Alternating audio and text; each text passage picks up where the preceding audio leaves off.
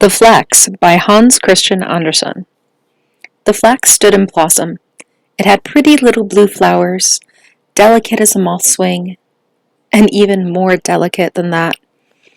The sun shone on the flax, and the rain clouds moistened it, and this was just as good for it as if it is for little children when they are washed, and afterwards get a kiss from their mother. They become much prettier, and so did the flax. "These people say that I am uncommonly well," said the flax, "and that I'm fine and long and shall make a capital piece of linen. How happy am I! I'm certainly the happiest of beings. How well I am off! And I may come to something. How the sunshine gladdens, and the rain tastes good and refreshes me. I'm wonderfully happy. I'm the happiest of beings." "Yes, yes, yes," said the hedge stake. "You don't know the world, but we do, for we have knots in us." And then it creaked out mournfully, "Snip, snap, snore, bell say your, the song is done." "No, it is not done," said the flax. "Tomorrow the sun will shine, or the rain will refresh us. I'm feeling that I'm growing. I feel that I'm in blossom. I'm the happiest of beings." But one day the people came and took the flax up by the head and pulled it up by the root. That hurt. And it was laid in water as if they were going to drown it, and then put on the fire as if it was going to be roasted. It was quite fearful. "One can't always have a good time," said the flax. "One must make one's experiences, and so one gets to know something."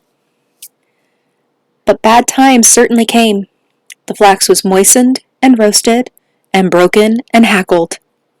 Yes, it did not even know what the operations were called that they did with it. It was put on the spinning wheel, whir, whir, whir. It was not possible to collect one's thoughts. "I have been uncommonly happy," it thought in all its pain. "One must be content with the good one has.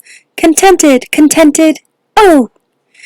And it continued to say that when it was put onto the loom, until it became a large, beautiful piece of linen. All the flax, to the last stalk, was used in making one piece. "But this is quite remarkable. I should never have believed it. How favorable fortune is to me.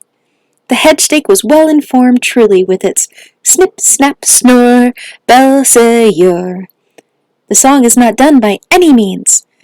Now it's beginning in earnest. It's quite remarkable. If I've suffered something, I've been made into something.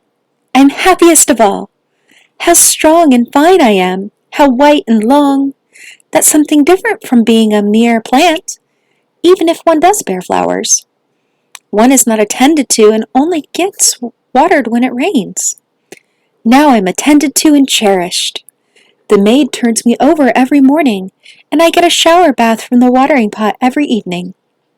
Yes, the clergyman's wife has even made a speech about me, and says I'm the best piece in the whole parish. I cannot be happier." Now the linen was taken into the house and put under the scissors. How they cut and tore it, and then pricked it with needles. That was not pleasant. But 12 pieces of body linen, of a kind not often mentioned by name, but indispensable to all people, were made of it. A whole dozen. "Just look! Now something has really been made of me. So that was my destiny. It's a real blessing. Now I shall be of some use in the world. And that's right. That's a true pleasure. We've been made into 12 things, but yet we're all one and the same. We're just a dozen.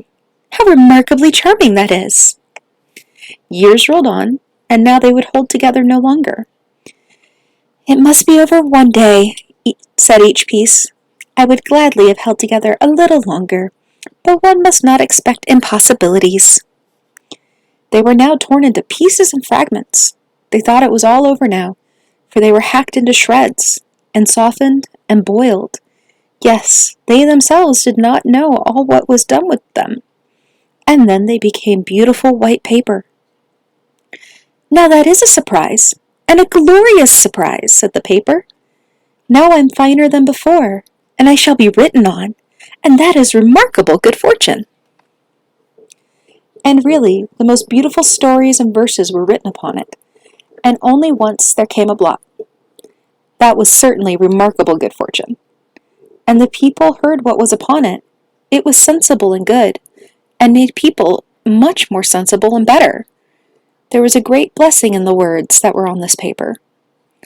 That is more than I ever imagined when I was a little blue flower in the fields. How could I fancy that I should ever spread joy and knowledge among men? I can't yet understand it myself, but it is really so. I have done nothing myself but what I was obliged with my weak powers to do for my own preservation, and yet I have been promoted from one joy to an honor to another. Each time when I think the song is done, it begins again in a higher and better way.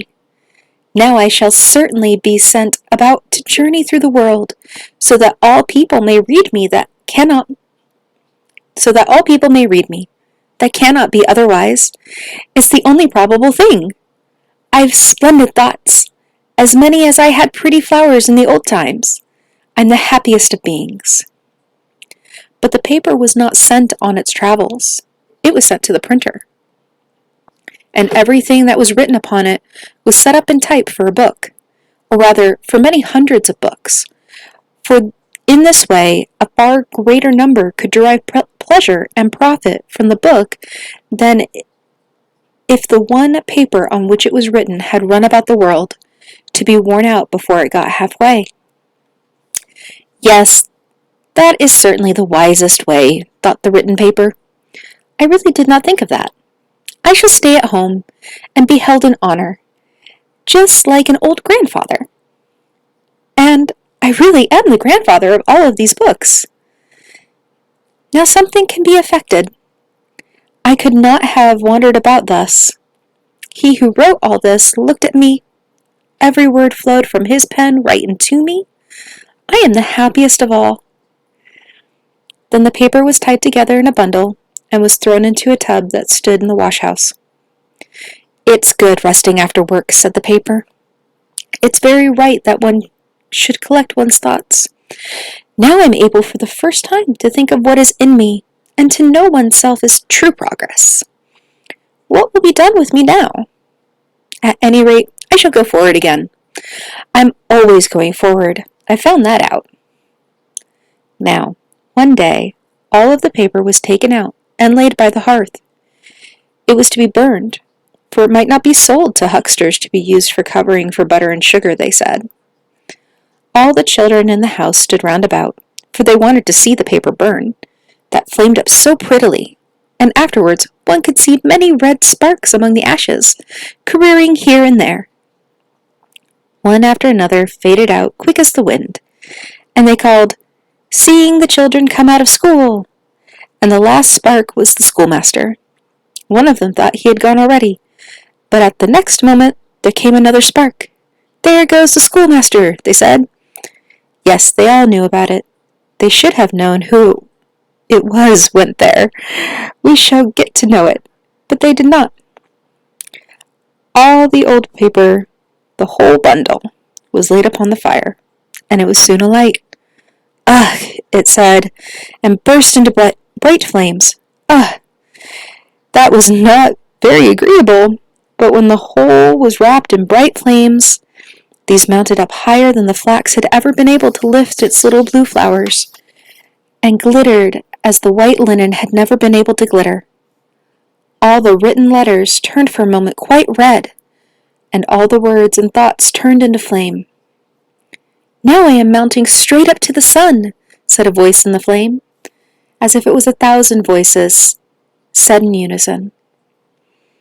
And the flames mounted up through the chimney, and out at the top, and more delicate than the flames, invisible to human eyes, little tiny beings floated there, as many as there had been blossoms on the flax. They were lighter even than the flame from which they were born, and when the flame was extinguished, and nothing remained of the paper but black ashes, they danced over it once more, and where they touched the black mass, the little red sparks appeared. the children came out of school, and the schoolmaster was last of all. That was fun, and the children sang over the dead ashes. Snip, snap, snore, bells say yer, the song is done. But the little invisible beings all said, the song is never done. That is the best of all. I know it, and therefore I'm the happiest of all. But the children could neither hear this nor understand it, nor ought they, for children must not know everything. Thus ends The Flax by Hans Christian Andersen.